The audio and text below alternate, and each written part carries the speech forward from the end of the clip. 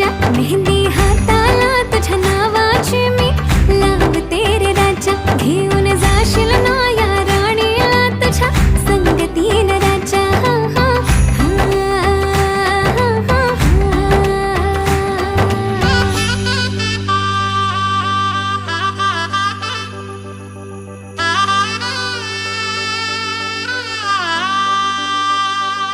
सजली ही नवरी बाई नवरोबासाठी ग, गाली हळदी चाले दिसते किती गोड ग.